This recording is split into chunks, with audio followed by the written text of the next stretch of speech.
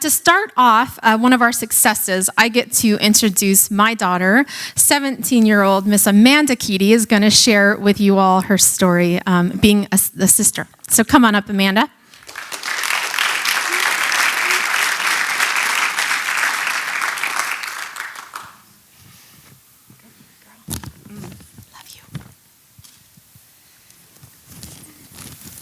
I'm Amanda. Angie's obviously my mom. I posted something on Facebook, on the Facebook page a few days ago with a picture of Devin and I. And my mom was like, I would love for you to share that. I don't really talk in front of people. It's not really my thing. I'll just leave it at that.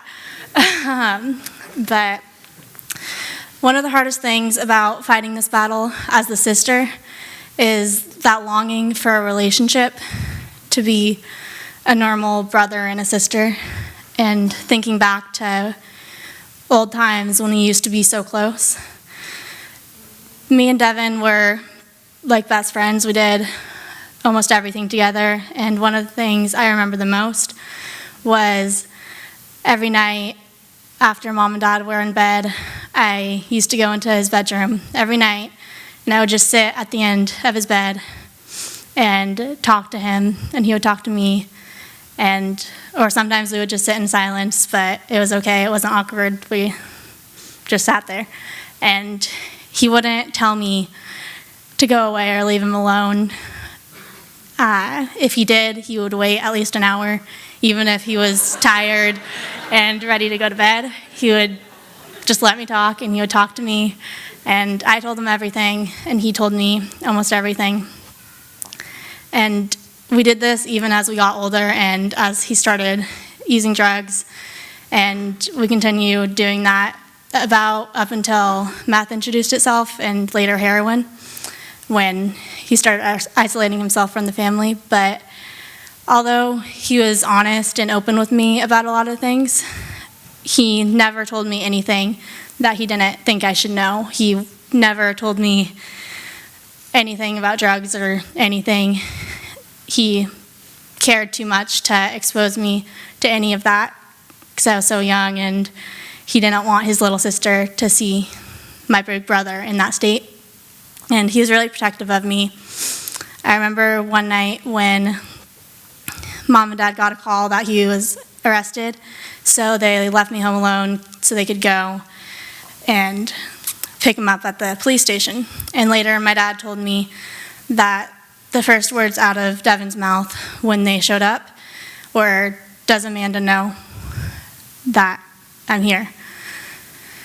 So back to my main point. I'm getting somewhere with this, I promise. The worst part about having an addicted sibling is missing the old times and wishing we could be close again. So on Christmas Day this year, we got to see the real Devin, who we haven't seen in years, and who we were beginning to forget existed. And it was the greatest feeling in the world, and he spent the whole day with us, and I got to see him and hang out with him and talk to him like we used to. And just knowing and seeing that our relationship is slowly being restored gives me so much hope, and it proves to me that anything is possible and anything can happen at any moment. And it was just amazing seeing him and seeing my brother, who I haven't seen in years. And my brother is not lost. He's still in there, even like back to last summer when he was in active heroin addiction. When we saw him, we didn't see the real Devin. We saw him when he was high, and we saw him buried underneath heroin, underneath meth, and underneath every drug he's ever been involved with. But I know now that that wasn't him, and he is just underneath. And every time I see him when he's clean now, I see little bits and pieces of him and of our relationship. And our relationship is still present. It's still inside of us, and it's simply just in the process of being dug up from underground.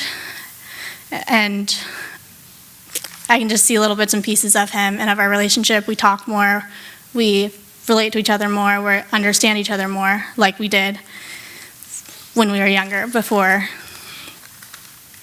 all of this happened. So our brother-sister relationship, along with any other brother-sister relationship with an addict, or brother and brother, or sister and sister, our relationship is like our mom's favorite lamp that we broke playing football in the house.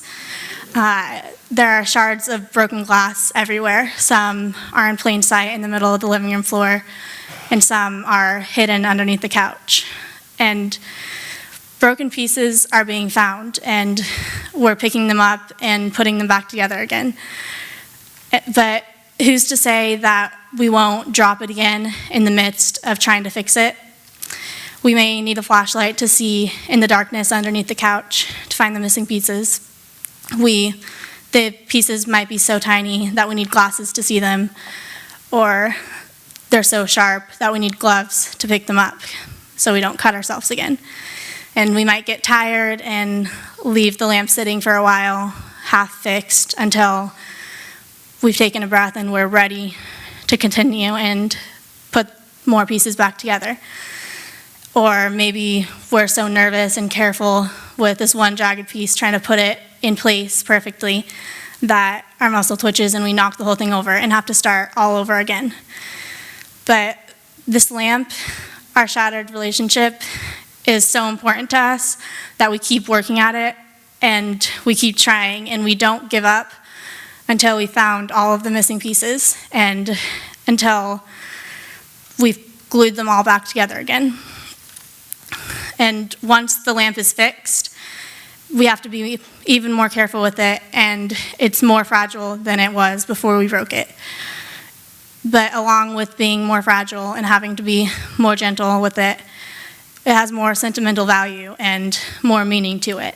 And when we look at this lamp, it's not a lamp that we see, it's love and dedication and a brother and sister who love each other and who are there for each other and would do anything for each other.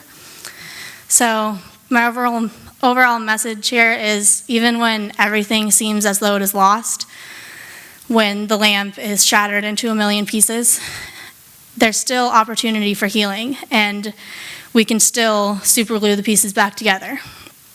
But nobody ever said it was easy.